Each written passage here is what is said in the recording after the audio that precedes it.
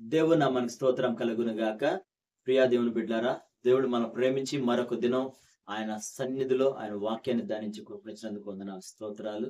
తల్ల వంచినట్లయితే ఈ కూడిక ప్రార్థనతో మొదలు పెట్టుకుందామండి. కృప కలిగిన దేవ, దయగలిగిన మా ప్రభువ, నీ ఘనమైన పాదములకు వేలాది స్థుతులు, స్తోత్రాలు నాయన. నిన్న నేడు ఏకరీతిగా ఉన్న గొప్ప దేవ, నీకే వందనాలు, స్తోత్రాలు ప్రభువ. తండ్రి, మమ్మల్ని ప్రేమించి మరొక దినం వాక్య సందేశంలోకి కృపనిచ్చినందుకు వందనాలు, స్తోత్రాలు ప్రభువ. తండ్రి, నన్ను సిలువ చాటు మరుగు ఉంచుకొని సత్యవాక్యాన్ని ప్రకటించుకోవాలి. యేసు పరిశుద్ధ నామమున అడిగి వేడుకొని ప్రార్థిస్తున్నాను తండ్రి, ఆమేన్. వాక్య సందేశంలోకి వెళ్దామండి. ద్వితీయోపదేశ కాండం 11వ అధ్యాయం 8వ వచనాన్ని చదువుదాం. మీరు బలము కలిగి స్వాధీనపరుచుకొనుటకై నది దాటి వెళుచున్న ఆ దేశమందు ప్రవేశించి దాని స్వాధీనపరుచుకున్నట్లు. ఇజ్రాయేలీలు యోర్దాను దాటడానికి భయపడుతున్నారండి. ఎందుకంటే అంతకుముందు మోషే వేగులు వారిని పంపించినప్పుడు ఇద్దరు బలపరిచే విధంగా చెప్పిన 10 మంది వారిని భయపెట్టేవారిగానే చెప్పారు. ఎందుకంటే ఆ దేశం మనల్ని ఉన్న ప్రజలు మనం మింగేసే వారిలా ఉన్నారు, ఈ భావన వారిలో ఉండింది.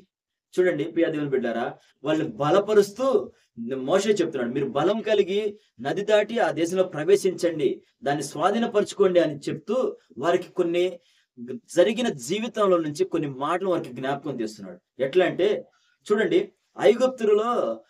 ఐగుప్తు రాజైన ఫరోకి అతని సమస్త దేశంనకు ఆయన చేసింది మీరు అందరూ చూసి ఉన్నారుగా. ఆ దేశం మీదకి రప్పించిన తెగులని మీరు చూసి ఉన్నారుగా. మీరు భయపడద్దు, నిబ్బరం కలిగి ఉండండి, ధైర్యం కలిగి ఉండండి అని చెప్తూ రెండవ మాటగా ఏం చెప్తున్నాడంటే, ఎలియాబు కుమారులైన దాతాను అభిరాములకు చేసిన పని భూమి నెరవేర్చి మింగింది. ఇది కూడా మీరు చూస్తున్నారు కదా, భయపడొద్దు, ధైర్యంగా ఉండండి అని చెప్తూ చూడండి, యెహోవా చేసిన గొప్ప కార్యంలో మీ కన్నులు ఎదుట చూచితిరి కదా, మీరు బలము కలిగి స్వాధీనపరచుకున్నట్టుకే నది దాటి అవతలకు వెళ్ళడని ఆ దేశం ముందు ప్రవేశించి దాన్ని స్వాధీనపరచుకున్నట్లు మీరు ముందుకు వెళ్ళండి అని చెప్పని మోషే ఇజ్రాయెల్ ప్రజలను బలపరుస్తున్నాడండి. ప్రియా దేవుని బిడ్డారా, ఆనాడు మోషే కాదండి, ఈనాడు దైవ సేవకులు వాక్యం ద్వారా మనల్ని అనేక సార్లు బలపరుస్తూ ఉంటారు. ఎందుకంటే మన జీవితంలో కొన్ని మన ముందు ప్రతిదినం భయపడే పరిస్థితులు కొన్ని ఉంటాయి. అందుకే పరిశుద్ధ గ్రంథంలో 365 సార్లు భయపడకండి అనే మాట మనకి రచించబడి ఉంది. చూడండి ప్రియ దేవుని బిడ్డారా, మనకు కలుగుతున్న ఆ శ్రమకి ఎందుకంటే ఇజ్రాయెల్ ప్రజలు ఎర్ర సముద్రం దగ్గరికి వచ్చినప్పుడు ఏమండి, వారికి ఫరో తరుముతున్న ఆ యొక్క శబ్దాలకు వాళ్ళు భయపడినప్పుడు ఆ దేవుడు ఆ ఎర్ర సముద్రాన్ని పాయలు చేసి వాళ్ళు నడిపించింది. ఇవన్నీ వారికి బలపరుస్తూ వారిని ముందు కొనసాగిస్తూ బలపరుస్తున్నాడు మోషే. అదే కాకుండా చూడండి, ద్వితీయోపదేశ కాండంలోనే 31వ అధ్యాయం 6వ వచనం చదువు. భయపడకుడి, వారిని చూసి దిగులు పడకడి, నీతో కూడా వచ్చువాడు నీ దేవుడైన యెహోవాయే, ఆయన నిన్ను విడువడు, ఎన్నడూ ఎడబాయడు. ఆమేన్. చూడండి, దేవుడు మోషేకి చెప్తున్న మాట ఏంటంటే, నువ్వు యోర్దాను దాటకూడదు, నువ్వు యువతలే ఉంటావయ్యా, నువ్వు యోర్దాను దాటొద్దు అని మోషేకి దేవుడు తెలియపరుస్తున్నప్పుడు యెహోషువను బలపరుస్తూ, ఏమండి, యెహోషువ ధైర్యం తెచ్చుకో, బలం తెచ్చుకో, నీకు ముందుగా దాటిపోయి దేవుడే నీకు దాటిపోతాడు, ఆ జనులకు నీ యొద్ద ఉండకుండా నశింపజేస్తాడయా అని చెప్తూ యెహోషువ కూడా తనను బలపరచడానికి ఒక మాట చెప్తున్నాడండి. చూడు, అమోరీయుల రాజు అయిన సీహాను ఓగుకును వారి దేశంలో ఏం చేశాడో ఆ ప్రకారమే ఏమండి ఈ జనులకు కూడా చేస్తాడు. నీవు వారి దేశంలో స్వాధీనపరచుకుందువు, నీవు నిబ్బరము కలిగి ధైర్యముగా ఉండి ఈ ప్రజలకి వారి స్వాస్యముగా ప్రమాణపూర్వకంగా వాళ్ళ పితరులకు వాగ్దానం చేసిన దేవుడు ఆ దేశంలోనికి వారిని తోడుకొని నువ్వు వెళ్ళాలయ్యా అని చెప్పని బలపరుస్తున్నాడు. ప్రియా దేవుని బిడ్డారా, యెహోషువ భయపడటానికి ఏమండి ఆ ఎర్ర సముద్రం దాటిన తర్వాత ఇజ్రాయెల్ ప్రజలు నడిపిస్తుండగా వారు వ్యతిరేకంగా తిరిగిన ఆ యొక్క పరిస్థితులు మోషే మీదకి ఏమండి ఆ యొక్క పరిస్థితులు యెహోషువ దగ్గర నుండి చూశాడండి. ఎందుకంటే మోషే పరిచారకుడుగా ఉన్నాడు. ఇవన్నీ చూసి తనకి బహుశా భయం కలిగి ఉండొచ్చు. అందు నిమిత్తం మోషే తనను బలపరుస్తూ, ఈ విధంగా మీరు ధైర్యం తెచ్చుకోయ్యా యెహోషువ అని చెప్పి బలపరుస్తూ ముందుకు తీసుకెళ్తున్నాడు. ప్రియ దేవుని బిడ్డారా, ఈనాడు ఆనాడే కదండి, ఈనాడు సంఘం నడపడానికి కూడా దైవ సేవకులకి ఎంతో భారంగానే ఉంటుందండి. అయినా కానీ ఎందుకంటే వ్యతిరేకించేవారు ఉంటారు, ఏమండి నిందలేసేవారు ఉంటారు. అయినా కానీ వారి యొక్క ప్రయాస క్రీస్తునందే కాబట్టి క్రీస్తునందు వాళ్ళ ప్రయాస వ్యర్థం కాదు. అందుకని వాళ్ళు దేవుని వైపు చూసి కొనసాగుతూ ఉంటారు. అదే విధంగా మనం చూసినట్లయితే ద్వితీయోపదేశ కాండంలోనే 8వ వచనాన్ని చూడండి. 8వ వచనం, నీ ముందర నడుచువాడు యెహోవా, నా ఆయన నీకు తోడై ఉండును.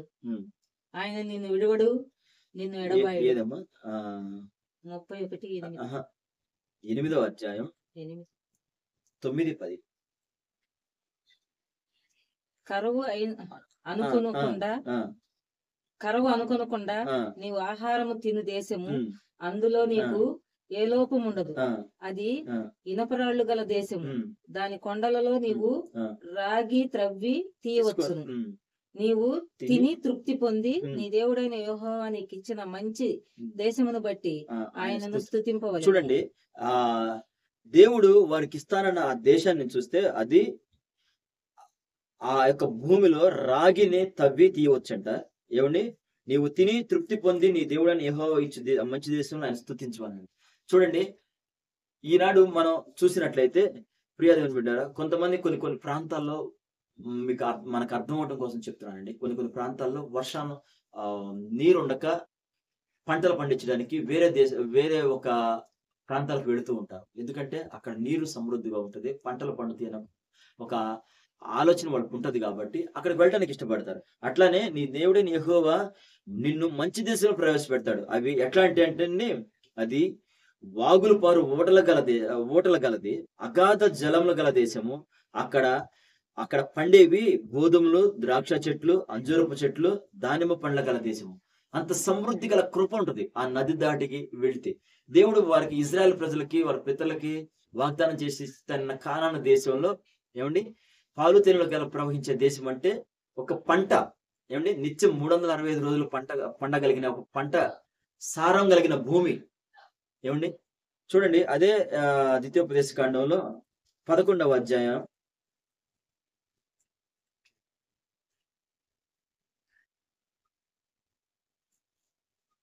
12వ వచనం చదవండి. అది నీ దేవుడైన యెహోవా అది ఆకాశ వర్షమును 11:12. అది ఆకాశ వర్షము త్రాగును, అది నీ దేవుడైన యెహోవా లక్ష్యపెట్టు దేశము. నీ దేవుడైన యెహోవా కన్నులు సంవత్సరాది మొదలుకొని సంవత్సరాంతం వరకు ఎల్లప్పుడూ దాని మీద ఉండును. ఆమేన్. చూడండి ప్రియ దేవుని బిడ్డలారా, దేవుని దృష్టి ఆ దేశం మీద నిరంతరం ఉంటది. ఎందుకంటే వాగ్దానం చేశాడండి మనకి ఆ యొక్క సారవంత భూమి కలిగిన ఆ దేశంలో మనం తిని తృప్తి పొందటానికి.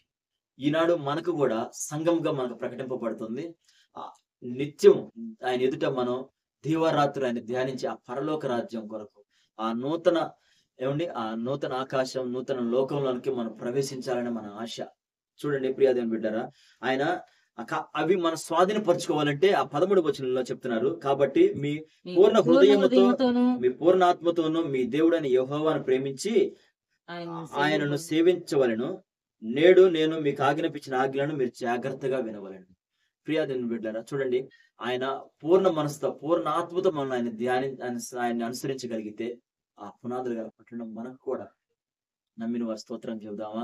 తలలో వంచినట్లయితే ప్రార్థన చేసుకుందాం అండి. కృప కలిగిన దేవ, దయగలిగిన మా ప్రభువా, తండ్రి నీకే వందనాలు, స్తోత్రాలు నాయన. తండ్రి, భయంతో మేము ఉన్నప్పుడు నాయన నువ్వు ప్రతి దినం నాయన ప్రభువా మమ్మల్ని బలపరుస్తూనే ఉన్నావు నాయన. వాక్యంతో 365 రోజులు నాయన ప్రభువా భయపడద్దు అని చెప్పి బోధిస్తున్న గొప్ప దేవుడు నాయన. తండ్రి, నిన్ను ప్రభువా మేము పూర్ణ ఆత్మతో పూర్ణ హృదయంతో నిన్ను సేవించి నిన్ను అనుసరించిన ఆయన ప్రభువా ఆ పునాది గల పట్టణంలో మేము ప్రవేశించి కృపనివ్వమని యేసు పరిశుద్ధ నామమున అడిగి వేడుకొని ప్రార్థిస్తున్నాను తండ్రి. ఆమేన్.